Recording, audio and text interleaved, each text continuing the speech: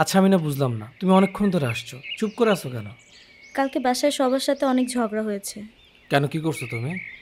বাবা তোমার আমার সম্পর্কের কথা কিভাবে যেন জানতে পেরেছে। এখন তার আমার বিয়ে ঠিক করে ফেলছে। কালকে সারাদিন খুব প্রেশার দিয়েছে আমাকে বিয়ের জন্য। সে যেন কাকে কথা দিয়ে রেখেছে। আমিও সাফ বলে দিয়েছি আমি তোমাকে ছাড়া অন্য কাউকে বিয়ে করতে পারবো না। অবন্তী, আমি না তোমাকে ছাড়া থাকতে পারবো না। আমার সব কিছু এলোমেলো হয়ে যাবে। তুমি না বেশি কথা বলো। আমি বলছি তোমাকে আমাকে ছাড়া থাকতে। আমিও তোমাকে ছাড়া থাকতে পারবো না। তুমি তোমার কাজে ফোকাস করো,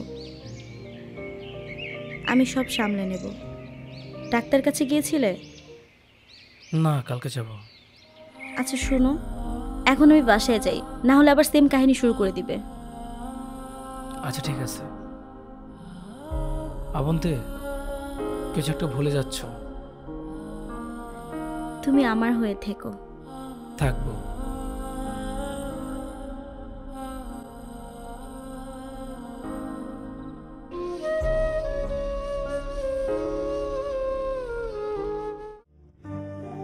হঠাৎ করে অবন্তী আমার ফোন ধরছে না।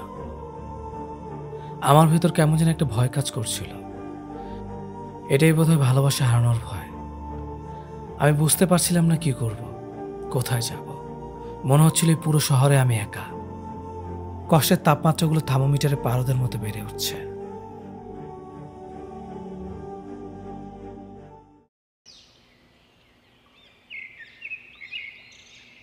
কি অবন্তীর কোনো খবর পাইছিস?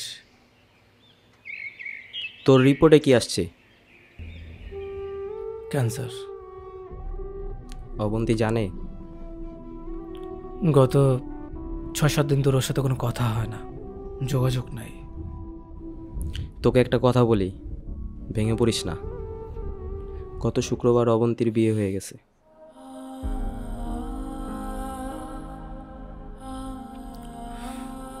যাক, ভালো হয়েছে।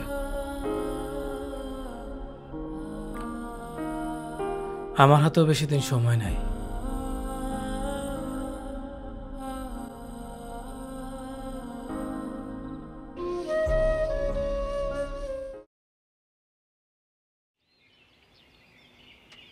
আমাকে তুমি ক্ষমা করে দাও।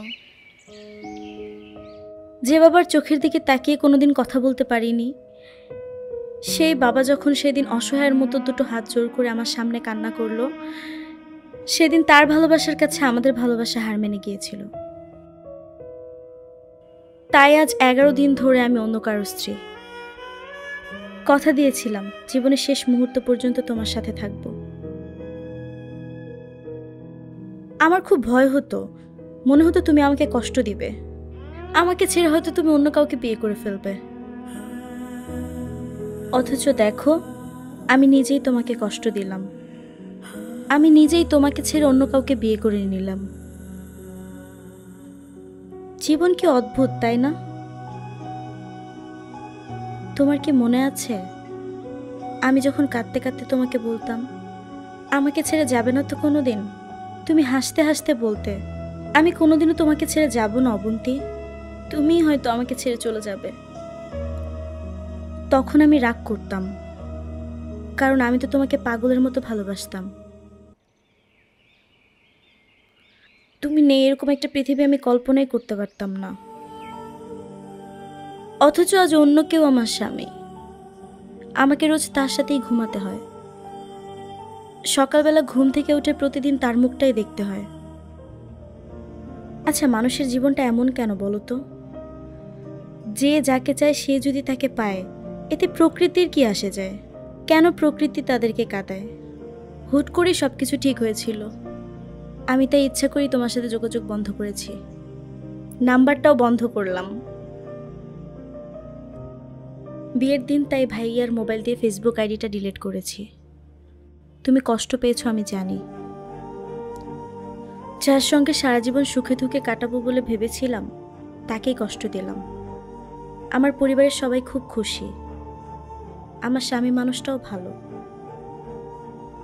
এখন পর্যন্ত ভালোই মনে হয়েছে আমার কাছে, ভবিষ্যতে কি হবে জানি না। তোমার কি আমাদের শেষ দেখার কথা মনে আছে? ওইটাই আমাদের শেষ দেখা হবে কোনোদিন তো ভাবিনি।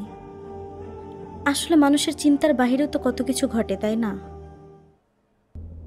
সেদিন তোমার সাথে 3 ঘন্টা ছিলাম, তাই না? অথচ এই 3 ঘন্টার মধ্যে আমরা কেউ কাউকে স্পর্শ করিনি। কিন্তু যখন তুমি আমাকে রিকশায় তুলে দেওয়ার জন্য হাত বাড়িয়ে দিলে, তখন প্রথম তোমাকে স্পর্শ করলাম। বিশ্বাস করো, সেদিন আমার কোনো কিছুতেই ছাড়তে ইচ্ছা করছিল না। রিকশা ছেড়ে দিল, আমিও ছেড়ে দিলাম তোমার হাতটা, আমার ভালোবাসা, আমার স্বপ্ন। নিজের পছন্দ মতো একটা মেয়েকে বিয়ে করে নিও। তোমার সাথে আমার অনলাইনে পরিচয়, তাই সিদ্ধান্ত নিয়েছি জীবনে আর কোনোদিন অনলাইনে যাব না। নাম্বারটাও চিরদিনের জন্য বন্ধ করে দিব। আজকের পর থেকে আমাদের আর কোনোদিন কথা হবে না।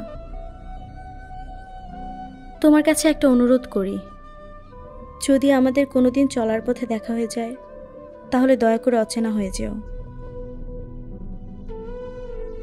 নিজের যত্ন নিও, জীবনটা গুছিয়ে নিও। একটাই তো জীবন। তুমি ভালো থেকো, আমি ভালো নেই। আমার জন্য ভেবো না, স্বামীর সাথে মানিয়ে নেওয়ার চেষ্টা করো।